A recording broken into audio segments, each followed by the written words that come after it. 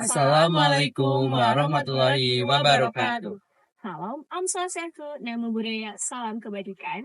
Kami dari tim FAR yang terdiri atas Faiza, Angel, Dan Rizky dari dari Universitas Universitas Pajajaran.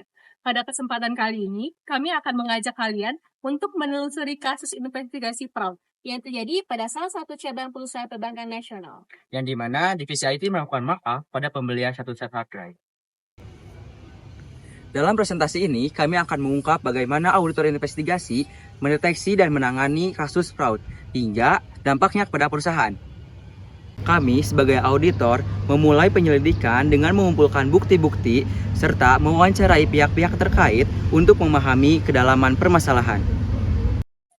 Kami menggunakan berbagai metode investigasi, mulai dari analisis digital hingga pemahaman yang mendalam untuk memastikan seluruh aspek terjalani secara lengkap.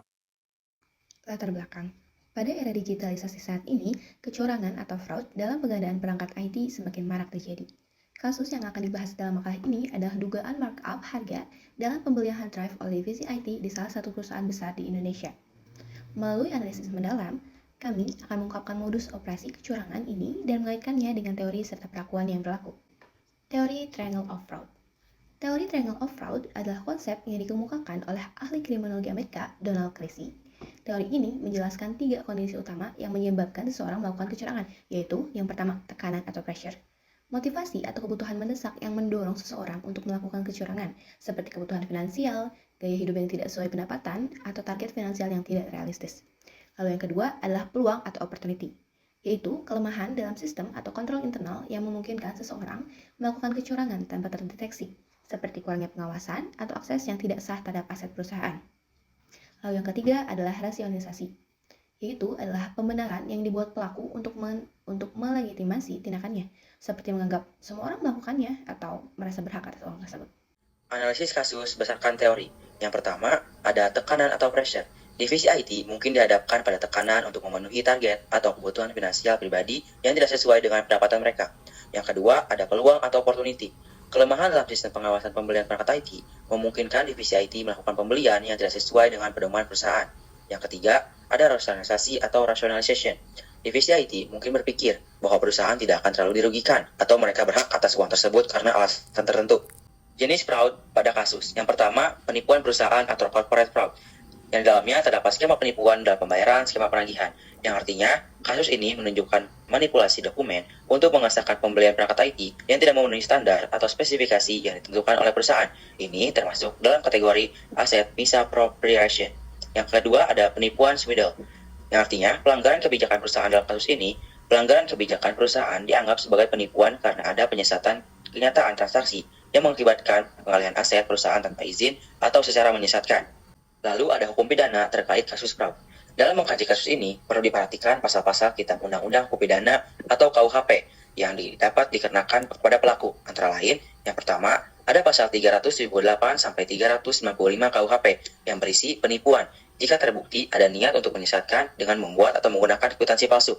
Lalu yang kedua, ada pasal 253 sampai 276 KUHP yang berisi pemalsuan dokumen jika terbukti mengubah informasi pada dokumen resmi tanpa otorisasi atau menciptakan dokumen palsu. Pada hipotesis 5W2H yang terdiri atas what, yaitu transaksi pembelian satu set hard drive sehingga menimbulkan kerugian perusahaan yang cukup besar. Kedua, who, yaitu divisi IT pada cabang perusahaan nasional yang bergerak di bidang perbankan keuangan. Kedua, vendor. Ketiga, manajemen. Yang ketiga ada where, yaitu mensuplai pembelian perangkat tersebut terletak di area di luar Jakarta. Yang keempat ada when, saat pembelian satu set hard drive di akhir periode Februari. Dan yang kelima ada why, menggunakan teori fraud triangle dari yang pressure mencari keuntungan finansial demi kebutuhan pribadi, opportunity dikarenakan lemahnya pengawasan internal. Yang ketiga ada rationalization, diduga terdapat pemikiran saya melakukan yang umumnya orang lakukan. Yang keenam ada how, yaitu divisi IT diduga melakukan markup di kwitansi pembelian satu set hard drive. Yang ketujuh ada how much, yaitu diduga terjadi markup di dalam pengadaan hard drive yang mengakibatkan marginnya melebihi 15%, yang dimana itu melanggar peraturan perusahaan.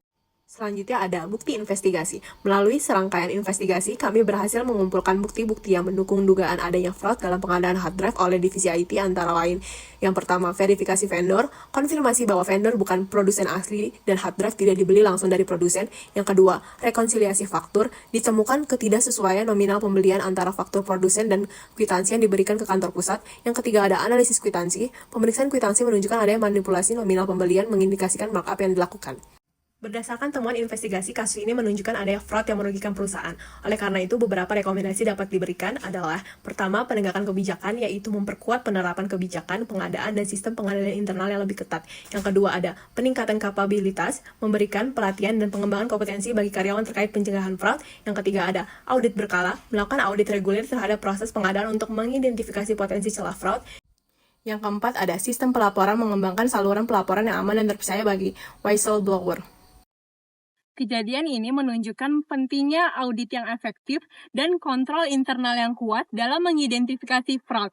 Perusahaan perlu secara proaktif melatih karyawan tentang resiko dan tanda-tanda peringatan dini fraud serta meningkatkan sistem pengawasan untuk memperkuat integritas transaksi finansial.